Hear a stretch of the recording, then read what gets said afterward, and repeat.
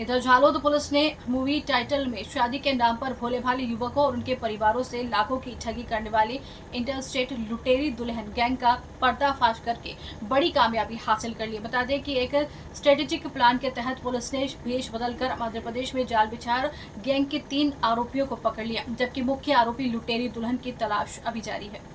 मिली जानकारी के मुताबिक झालोद के हितेश कुमार पांचाल की शादी तय करने के बहाने दलालों ने मध्य प्रदेश की एक लड़की से मिलवाया। शादी तय करने के बहाने और अलग अलग नामों के खर्च पर युवक के परिजनों से कुल 2.40 लाख रुपए वसूले। शादी के बाद लड़की 2 दिन तक अपने ससुराल में रही और परिवार का भरोसा जीत लिया। फिर वे अपने पति के साथ चाचा का एक्सीडेंट होने का बहाना बनाकर मध्य प्रदेश चले गए। पूरी साजिश का पर्दाफाश तब हुआ जब कोची बस स्टैंड के पास एक अनजान आदमी के साथ बाइक पर भागी। उसके बाद लड़की और दलालों के फोन बंद होने के बाद परिवार ने झालोदा पुलिस में शिकायत दर्ज कराई। शिकायत के आधार पर डीवाईएसपी डीआर पटेल ने गाइडेंस में पीआई रवि गामित और पीएसआई सीके सिसोदिया की टीम ने एक खास ऑपरेशन चलाया। पुलिस ने खुद को नया कस्टमर बनकर शादी के लिए लड़की ढूंढने का ड्रामा रचा। इस ऑपरेशन के दौरान पीएसआई सीके सिसोदिया ने दूल्हे के पिता, महिला पुलिस और ऑफिसर नर्मदा बेन सनाड़ा ने दूल्हे की बहन, महेश भाई डामोर ने भाई और रंजीत सिंह तंवर ने दूल्हे का भेष बदलकर आरोपियों को भरोसा जीत लिया। जैसे ही आरोपी पहली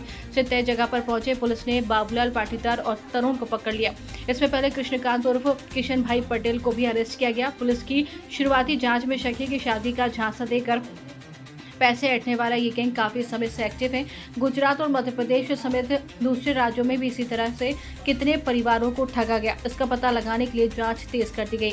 झालोदा पुलिस ने इस सफल ऑपरेशन की लोग तारीफ की और पुलिस ने लोगों से अपील की है कि वे किसी भी अनजान ब्रोकर या फिर शादी के शक वाले ऑफर पर भरोसा करने से पहले व्यक्ति की पहचान और डॉक्यूमेंट्स को अच्छी तरीके से वेरीफाई करने के बाद ही कोई फाइनेंशियल ट्रांजेक्शन करे।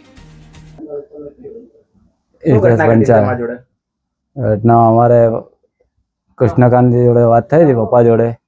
એના પછી 2 દિવસ પછી અમે જોવા જવાના હતા. જોઈને આવ્યા પછી નક્કી કર્યું એમને જેજને ટેંગાળ જઈને આવ્યા પછી તે દાડે પછી એટલે 2-25ની વાત કરી હતી. પછી એના પછી એટલે બીજા દિવસે નક્કી કરી, ત્રીજા દિવસે ગયા. ત્રીજા દિવસથી પાછા અમે આવ્યા ઘરે ને પૈસાને બધું લઈને કપડાને એમ બધું લઈને ગયા હતા. ટેંગાળ કર્યું બધું વ્યવહારની અંદર. પછી અમે બી તે દાડે કરીને આવ્યા. એના પછી અમે આલી કોઈ લઈને આવ્યા એટલે પછી છોડ્યું. તો એ ગામ છોડીને ઉક્ષીથી પછી કિસાન જોડે વાત કરી. કિસાન જોડે તો અમને આ રીતનું કીધું એમ. ક્યાં લગ્ન કર્યા? ઉક્ષીની માવ કરીને ગામ છે ત્યાં વાળી. કેટલા પૈસા ત્યાં આપ્યા લગ્નના? 240 આપ્યા હતા. પછી તમે એના બીજા દિવસે ત્યાં આવી ગયેલા? હા હા. કેટલા દિવસ તમારો વહુ રહી? 2 દિવસ રહી. 2 દિવસ રહી. પછી એના કાકાને કઈ એક્સિડન્ટ થયું તો પછી પડી ગયા હતા. તો પછી એવી રીતે પછી મુકાઈ ગયો. આઈ પછી ઉક્ષી બધી મુકાઈ ગયો. પછી ઉક્ષીથી લેવાનો આવ્યો એનો કોઈ મામાનો છોકરો હોય એમ. તો તમે હેરાન થઈ જતા નામ કરીને તો એવી રીતે વાત કરી. પછી એટલે હું પાછા ચાલો થાય ને ત્યાં નીકળી ગયા. પછી ફોન હતા એ ફોન બધાના 3 જણાના હતા ફોન, એ બધાના પોતાના 3 જણાના ફોન બંધ થઈ ગયા. પછી તમે કોને જાણ કરી? પછી અમે જાણ કરી એ પેલા ને જ વાત કરી. આ ઘરે જ વાત થઈ. ઘરેથી વાત કરી પપ્પા જોડે. ઘરેથી કશું વસ્તુ લઈ ગયા?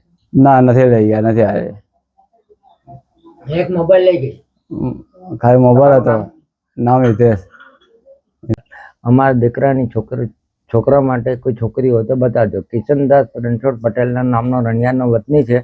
તે અમાને એને હાથે અમે રજૂઆત કરી કઈ છોકરી હોય તો બતાવજો. એમ કે ચલો તમે મારી સાથે કુક્ષી, એમ કે ત્યાં તમને મળી જશે. તો અમે દલાલ મારફતે ગયા ને અમારે 2,40,000 રૂપિયા હાથે એને હાથે કોન્ટેક્ટ કર્યો.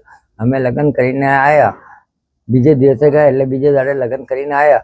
तो आई 2 દિવસ रही ने मेरा चाचा का एक्सीडेंट हो गया है एम કરીને બીજે દાડે રવાના થઈ ગઈ.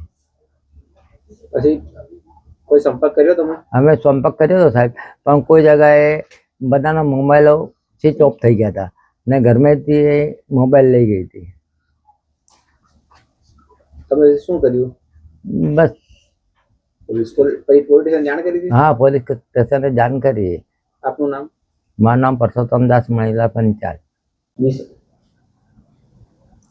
ઝાલોદ શહેર ખાતે એક બનાવ બનવા પામેલ, જેમાં શહેરના રહેવાસી હિતેશભાઈ પંચાલ નાઓને 4 ઈસમોએ મળી તેમના લગ્ન કરાવી આપશું એવી વાત કરી એમને ઠગાઈ કરી એમની પાસેથી કુલે રૂપિયા 2,40,000 જુદી જુદી રીતે પડાવી લીધેલા હતા.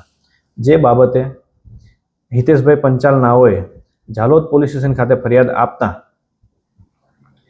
આરોપી તરીકે કૃષ્ણકાંત પટેલ રહે રણિયાળ તાલુકો ઝાલોદ તેમજ મધ્યપ્રદેશના રહેવાસી બાબુલાલ પાટીદાર, તરુણભાઈ તેમજ મમતાબેન ચૌહાણ નાઓ આરોપી તરીકે હતા.